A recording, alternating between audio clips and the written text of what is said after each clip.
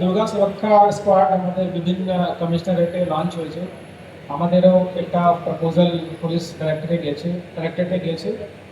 সেটা অ্যাপ্রুভাল হলে আমরা আরও স্কোয়াডের স্ট্রেংথটা বাড়াতে পারবো। আজকে আপাতত আমরা এটাকে ম্যাডামের হাত দিয়ে লঞ্চ করছি ফাইনালভাবে। এই যে দুর্গা সুরক্ষা স্কোয়াড আছে, এর উদ্দেশ্য হচ্ছে একটা ভিজিবিলিটি বাড়ানো, যাতে মহিলাদের মধ্যে গার্ল চাইল্ডদের মধ্যে একটা কনফিডেন্স বিল্ডিং করা যায় কি আমাদের লেডি পুলিশ রাস্তার উপরে মোবাইল আছে, ওরা ওদেরকে দরখাস্ত পাওয়া যাবে। কিন্তু মহিলাদের সুরক্ষার যে বিষয়টা আছে সেটা নিয়ে পুরো এডিপিসি সমস্ত পুলিশ সমস্ত ইউনিটি কমিটেড আছে। তো এটা শুধু একটা অ্যাডিশনাল স্টেপ।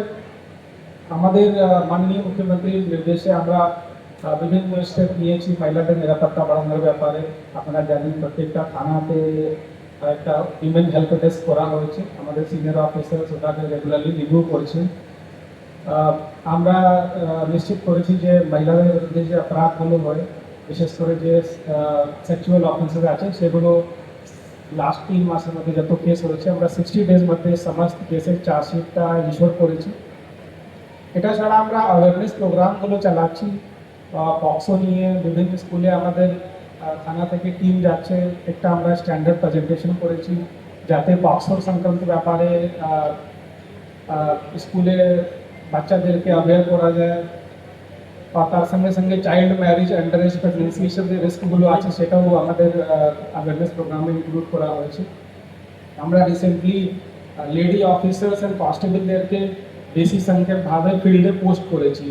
আর যারা অফিসে বা ব্যাক অফিসে পোস্টেড ছিলেন, আমরা ইনশোর করেছি যাতে প্রত্যেকটা থানায় আমাদের sufficient lady officers, lady constable থাকে, সেই উদ্যোগটা নেওয়া হয়েছে।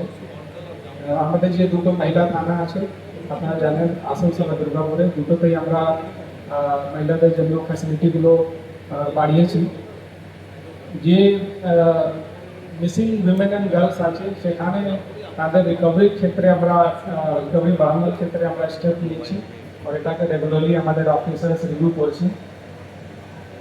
সেকেন্ডলি একটা আজকে ছোটো অ্যাওয়ার্ড সেরেমনি আছে, ক্লিন পুলিশ স্টেশন কম্পিটিশন।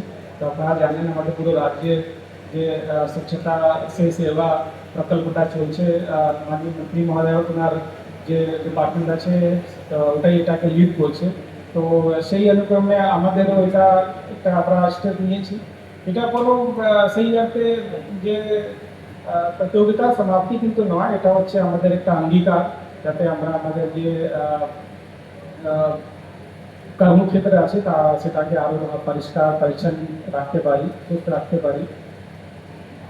এইটাতে অনেকগুলো ক্রাইটেরিয়ার উপরে থানাগুলোকে ইভ্যালুয়েট করা হচ্ছে। আমাদের একটা ইন্টারনাল টিম ছিল, আমাদের প্ল্যানিং আছে কি আমরা কিছুদিন পরে এটাকে একটা এক্সটার্নাল অডিট হিসাবে করব। সেখানে সেই কম্পিটিশনে যারা অ্যাওয়ার্ড পাবেন তাদেরকে আমরা যারা উইনার্স হবে তাদেরকে আমরা প্রাইজ দেবো। আজকে যারা অ্যাওয়ার্ড পাচ্ছেন ওদেরকে আমরা কিছু ছোটো ক্যাশ ইনসেন্টিভ দেবো। আর আমি মাননীয় মন্ত্রী মহোদয়কে রিকোয়েস্ট করবো ওনারা ডিপার্টমেন্ট থেকে যদি কিছু আমাদেরকে সাপোর্ট করা হয় to take this cleanliness drive forward, because আমাদের অনেক রিসোর্স বাই জিনিসগুলো দরকার হবে টু মেনটেন দিস। আজকে